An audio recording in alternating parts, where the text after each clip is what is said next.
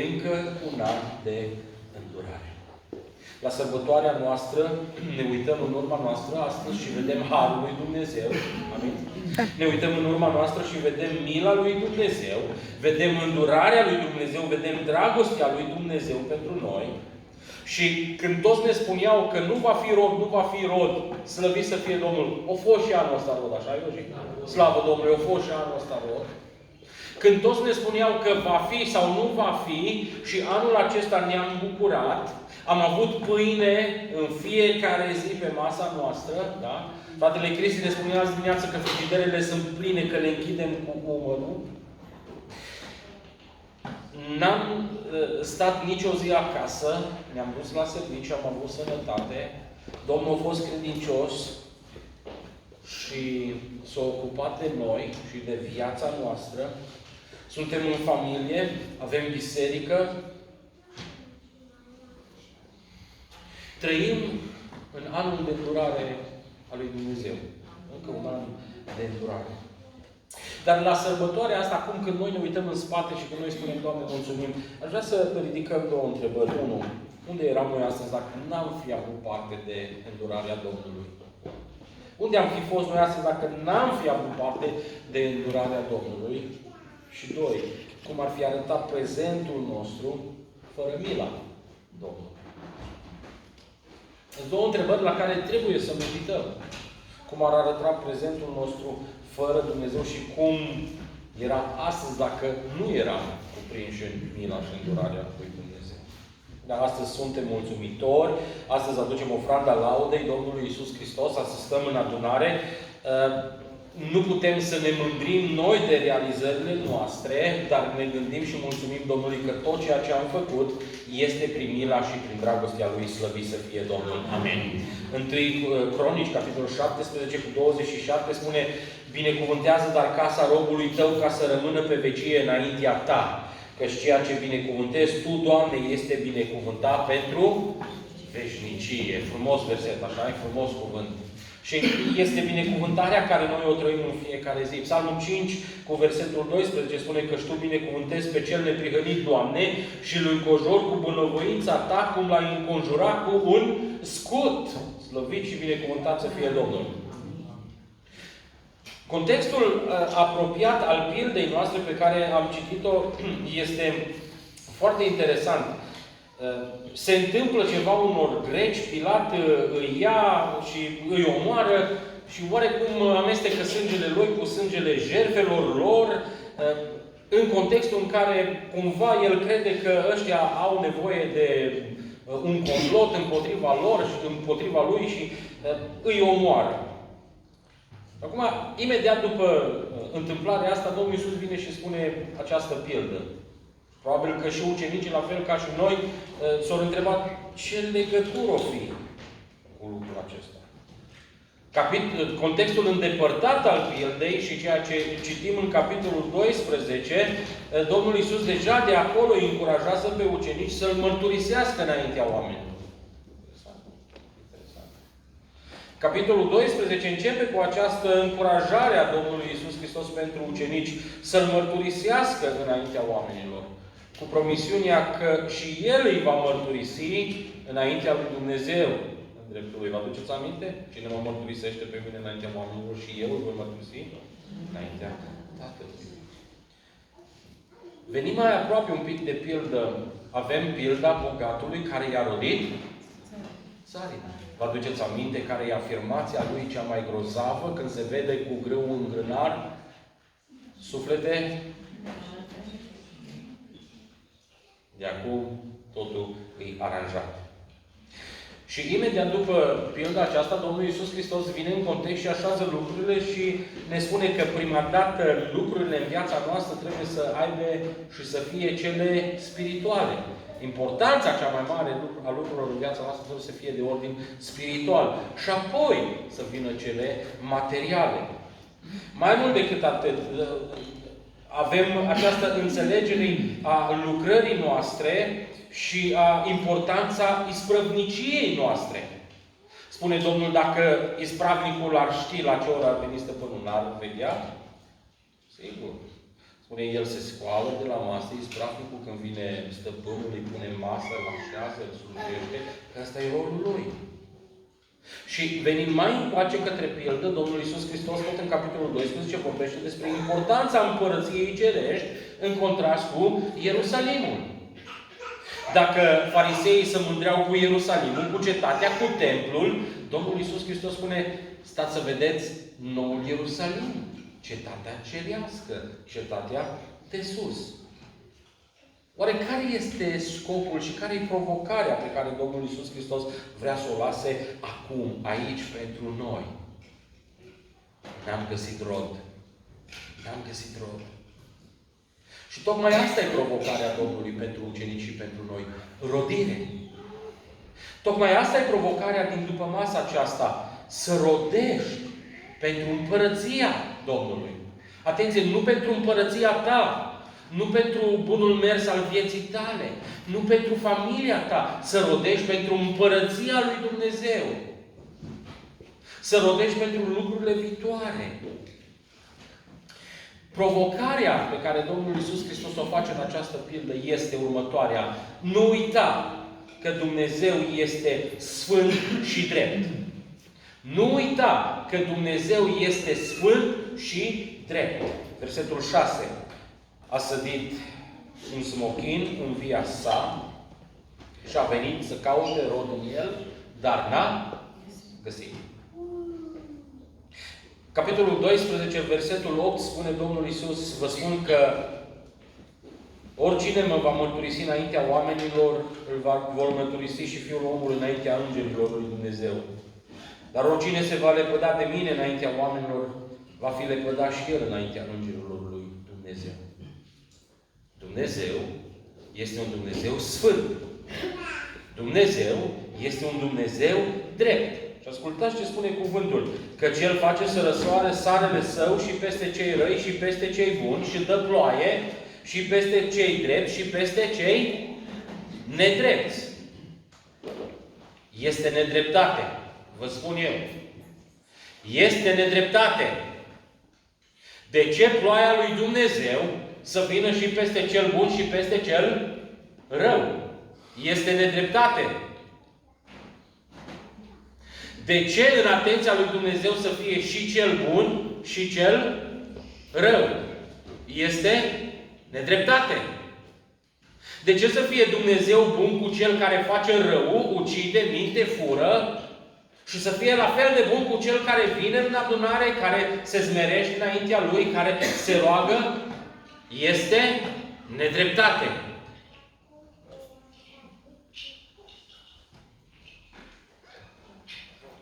Unii înțeleg dreptatea lui Dumnezeu și înțeleg versetul acesta. El dă ploaia Lui și peste cel bun și peste cel rău. Însă sunt alții care, așa cum am afirmat eu după masa aceasta, nu se mai întorc să-i mulțumească. Cei care consideră că este nedreptate. Și totuși știți ce spune Dumnezeu, care este sfânt și drept? Opriți-vă și să știți că eu sunt Dumnezeu. Opriți-vă și să știți că eu sunt Dumnezeu. Eu stăpânesc peste neamuri. Eu stăpânesc pe pământ. Iar alții se uită la Dumnezeu, îi suflecă în mâinile și spun: suflete, bea, veselește-te. A venit să caute rod și n-a găsit. Dumnezeul cel drept, Dumnezeul cel sfânt, a venit să caute rod. Și ne spune pilda că l-a plantat într-un pământ bun, într-un pământ irigat, unde avea soare, unde avea și umbră de vie, era în mijlocul viei, 3 ani de zile. Dar constatarea este aceeași. N-a găsit rod. Și vă rog să începem să legăm și să facem paralela cu contextul apropiat. Zice Domnul Iisus Hristos, ucenicilor care s-au înspăimântat și s-au mirat de grecii ăștia care au fost omorâți. Și Domnul le spune, dacă nu vă pocăiți, de 3 ani de zile vin să caut rod și nu găsesc. Și Domnul le spune ucenicilor, dacă nu vă pocăiți, și voi veți păți la fel. Ce vrei să spui, Doamne, cu asta? Pentru noi astăzi, ca să înțelegem că Dumnezeu este drept, sfânt, trebuie să știm că nu putem să amestecăm lucrurile. Atenție! Nu putem să amestecăm lucrurile. Nu poți să stai în câmpul Domnului, nu te poți bucura de toată grija Lui, nu poți să ai tratament aparte și special, nu poți să ai ascultări și binecuvântări, nu poți să ai rugăciuni ascultate fără să rodești, fără să nu dezvolți creștere spirituală, fără să nu slujești, ci tot timpul să vrei să fii slujit, fără să nu mărturisești pe Domnul și puterea Lui,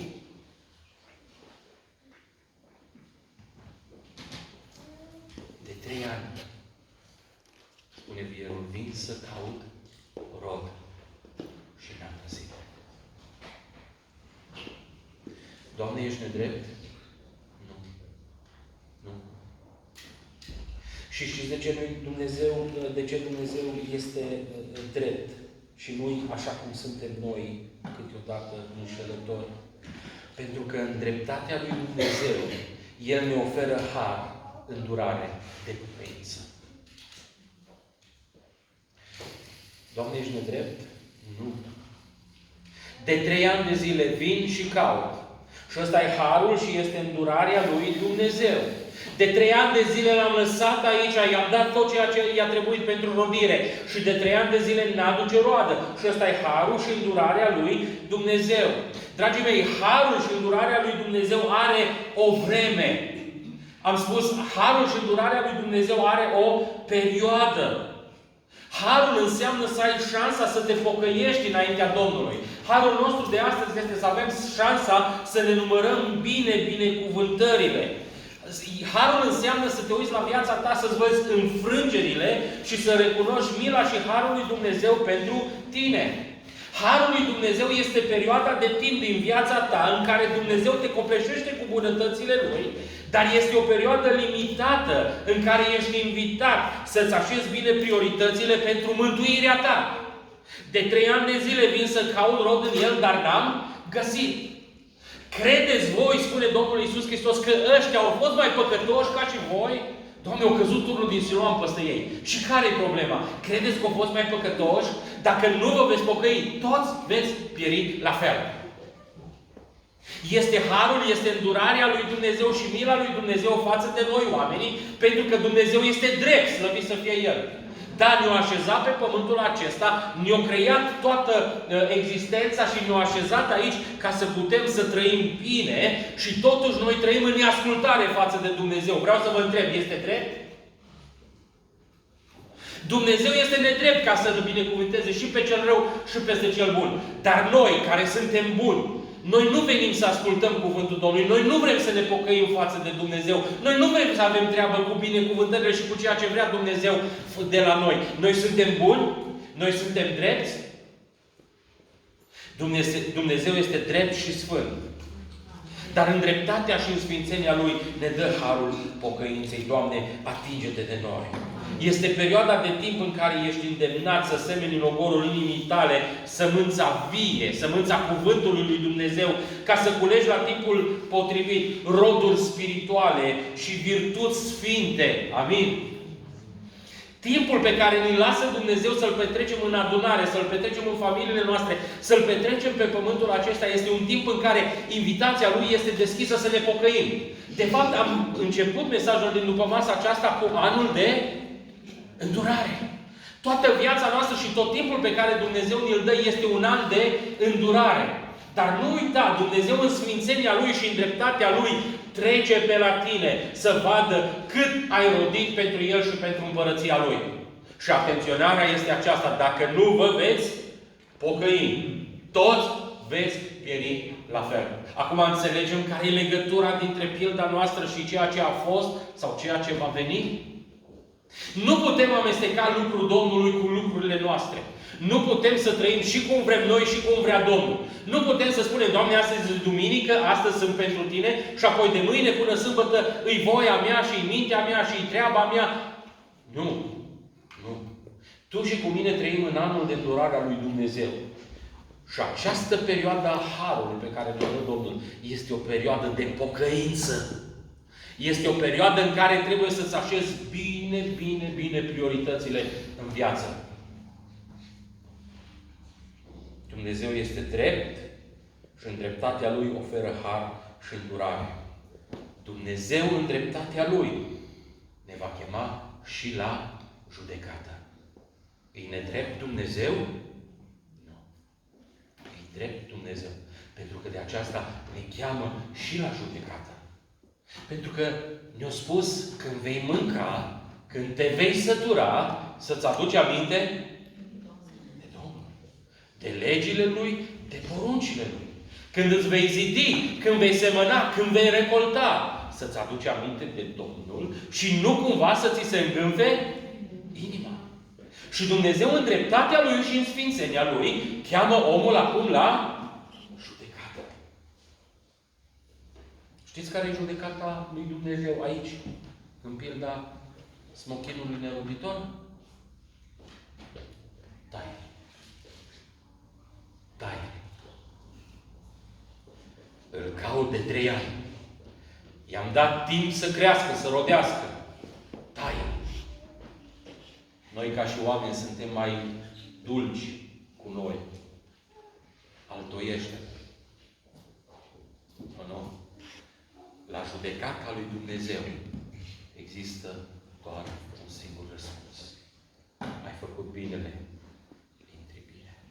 Și binele ăsta nu există fără Domnul Iisus Hristos. Slăvit să fie El. Dacă nu, vei auzi și tu, la fel cum au auzit și grădinarul. Taia. Asta e judecata lui Dumnezeu. Trebuie să recunoaștem că dacă nu recunoaștem, înseamnă că nu vrem să ne pocăim. Că am devenit și noi tot mai mult ca și smochinul. Ocupă pământul degeaba. Știți care e traducerea într-o altă evitare a Bibliei aici, în versetul 7? Spune Domnul, la ce să mai se cătuiască pământul? Și suntem și noi, la fel ca și smochinul. Doar oameni care se cătuim. Consumatori de programe. Se cătuim biserică, se cătuim pământul în care stăm, așa cum ne place nouă să spunem de multe ori față de alții, nu față de noi, în dreptul nostru. Face umbră pământul. Face și umbră. Dar din punct de vedere spiritual ne îndreptăm înspre acea umbră a pământului. Fiecare zi pe care o trăiesc în nemulțumire, zbătându-mă tot mai mult după lumesc, fiecare zi în care stau departe de planul și de voia lui Dumnezeu, este un timp al judecății lui Dumnezeu în viața mea. Fiecare zi pierdută, fiecare zi fără har, fiecare zi fără conștientizare a dreptății lui Dumnezeu este o sentință în dreptul meu și în dreptul tău. Taie! Dumnezeu este sfânt și drept, slăvit să fie El. Dar dă omului har de pocăință. Dă omului îndurare. Și vine la judecată. Și vrea să vadă rodul. Dar dacă nu există rod, este sentința lui Dumnezeu. Știți ce spune Domnul? Capitolul 12 cu versetul 23. Viața este mai mult decât hrană și trupul mai mult decât îmbrăcăminte. Versetul 25, tot din capitolul 12. Care dintre voi, spune Domnul, îngrijorându-se, poate să adauge un cot la lungimea vieții Lui. Și totuși ne consumăm viața și trăim în lumea aceasta după mintea noastră, după voia noastră, în planurile noastre, fără să ținem cont de ceea ce vrea Dumnezeu de la noi. Doamne, iartă-ne! Doamne, iartă-ne! Nu uita provocarea din după masa aceasta. Mulțumirea ne va ține pe picioare. Mulțumirea te va ține treaz să vezi dreptatea, mila și harul lui Dumnezeu față de tine, față de noi. Doamne, atinge-te de fiecare dintre noi. De 3 ani de zile caut rod și nu găsesc. Taie. Și mai este o provocare după masa aceasta. Când știi că Dumnezeu este drept, sfânt și în dreptatea Lui, în îndurarea Lui îți oferă har de pocăință, provocarea în seara aceasta pentru fiecare dintre noi este cum se va sfârși anul nostru de îndurare. Cum se va sfârși anul nostru de îndurare. În pildă, mijlocitorul vine și spune: mai lasă. Doamne, i-a răspuns vierul, versetul 8. Mai lasă-l și anul acesta. Am să-l sap de jur împrejur. Am să-i pun cu noi la rădăcină. Poate că de acum înainte va rodi.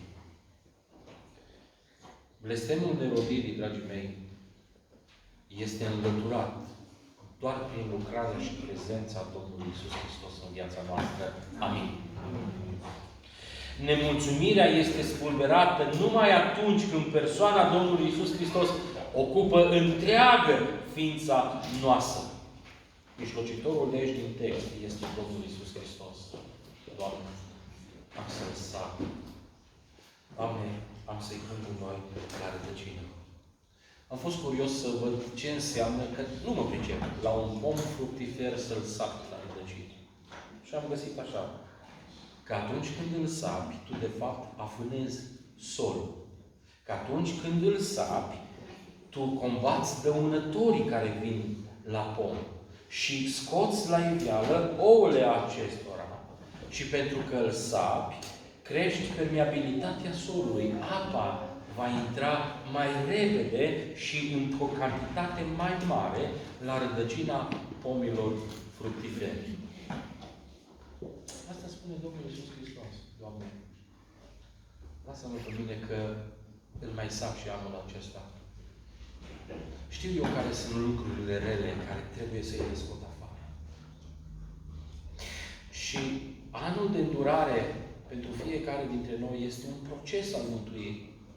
Și Domnul Iisus Hristos știe ce să scoată afară din viața noastră. Atenție, Hristos Domnul este gata să aibă milă de noi. Hristos Domnul este gata să se îngrijească de rodul nostru și de ființa noastră. Întrebarea după masa aceasta este aceasta: ne vom lăsa noi modelați de El? Ne vom lăsa modelați de El? Când apare câte o încercare în viața ta de creștin, repede spui la fel ca și mine: Doamne, dar chiar e? Doamne, dar încă o dată? Și Domnul vrea să scoată tot ce e rău din solul tău. Vrea să-ți ofere apa Lui, viața Lui. Te vei lăsa modelat de El?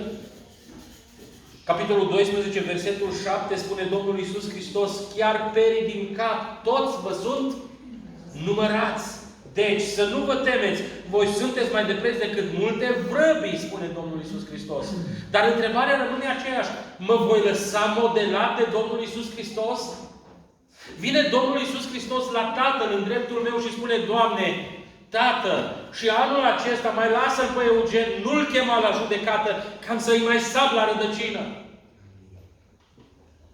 Dar întrebarea care se pune în dreptul meu și în dreptul tău: te vei lăsa modelat?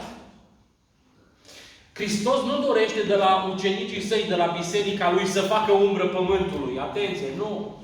Hristos nu dorește de la biserica Lui să fie o biserică goală, seacă, fără valoare. Hristos nu dorește ca noi să secătuim Și Hristos dorește să fim folositori oamenilor și folositori Domnului. Doamne, atinge-te de noi. Capitolul 12, versetul 36 și 37. Să fiți ca niște oameni care așteaptă pe stăpânul lor să se întoarcă de la nuntă, ca să-i deschidă îndată când va veni și va bate la ușe. Ferice de robii aceia pe care stăpânul îi va găsi veghind la venirea lui. Adevărat vă spun că el se va încinge, îi va pune să șadă la masă și se va apropia să le slujească. Asta face Hristos pentru biserica lui. Versetul 40. Și voi, spune, dar fiți gata, căci Fiul omului va veni în ceasul în care nu vă gândiți, în care nu vă așteptați. Citim Psalmul 1 și dumneavoastră știți pe de rost, așa? Ca un pom sădit lângă un izvor de apă. Atenție, care își dă rodul la vremea lui, ale căror frunze nu se veștejesc, tot ce începe duce la bun sfârșit. Dar întrebarea e, din ce cauză are rod? Din ce cauză frunzele la vreme? Din ce cauză tot timpul rodește la vreme? Știți din ce cauză? Nu că stă lângă apă. Nu că stă lângă apă. Dar sigur că așa spunem noi. Îi lângă apă și tot timpul iudat. Nu. Versetul 2 spune așa din Psalmul 1. Ci își găsește plăcerea în legea Dumnezeu. Asta e cauza rodirii. Că își găsește plăcerea în legea Domnului. Și zi și noapte cugetă la legea Lui. Ăsta e mediul de creștere. Ăsta e mediul în care trebuie să vii în contact cu Cuvântul lui Dumnezeu. În părtășie cu biserica, cu frații, în dependență de Hristos, care se îngrijește de toate nevoile noastre, slăvit să fie El. Ioan capitolul 15 cu versetul 5. Eu sunt vița, voi sunteți mlădițele, spune Domnul. Cine rămâne în mine și în cine rămân eu aduce multă roadă. Dar ce spune Domnul mai departe? Despărțiți de mine. Știți ce înseamnă să fii fără Hristos? Știți ce înseamnă să fii despărțit de Hristos? Taie. Strei ani. S-a terminat perioada Harului. Taie. Am spus judecata, taie. Și vine Hristos, mijlocitorul. Și spune, Doamne, și pentru El mi-am dat viață. Doamne, sângele meu am curs și pentru El. Lasă-mă să-L mai lucrez un pic. Lasă-mă să mă îngrijesc un pic de El. Lasă-L să-L aduc mai aproape de mlădiță, de viță. Lasă să primească sevă de mine. Să vezi cum se va schimba. Dragul meu, astăzi, dacă sărbătorești sărbătoarea mulțumirii, privește la tot ce ai în jurul tău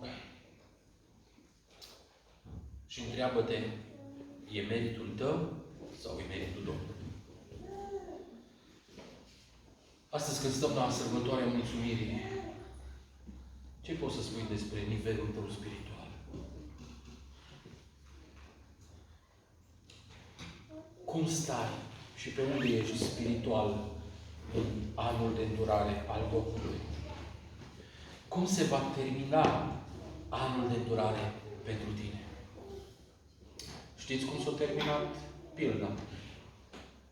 Știți cum s-a terminat pilda? Vale, știi cum s-a terminat pilda?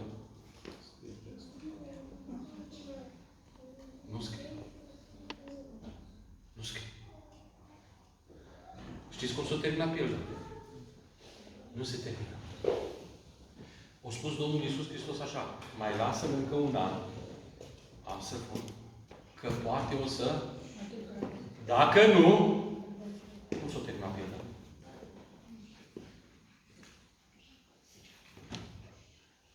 Nu știu. Dar întrebarea după masa aceasta este, cum se va termina anul nostru de îndurare? Cum se va termina viața ta? Cum se va termina viața mea? Știu sau nu știu?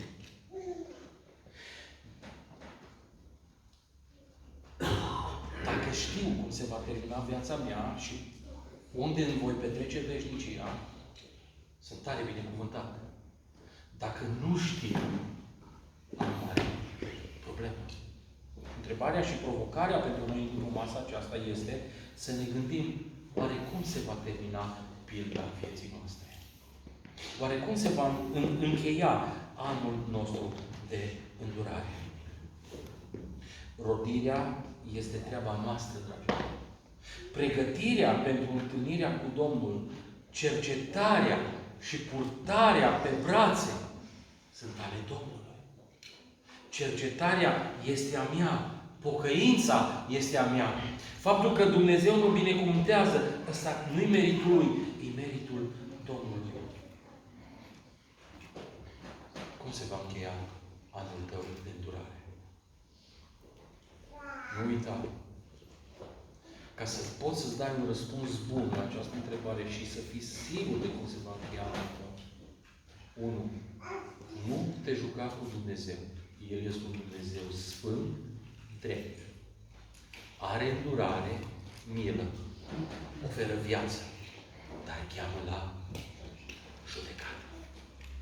Și în această judecată nu poți să ieși curat decât dacă Domnul Iisus Hristos mijlocește pentru tine. Decât dacă Domnul Iisus Hristos mijlocește și spune, mai lasă-l și anul acesta. Ca apoi când vei ajunge în prezența Domnului, Domnul Iisus să spună despre tine, El este, ea este aceea pentru care te-am rugat. Doamne, atinge-te. Amin.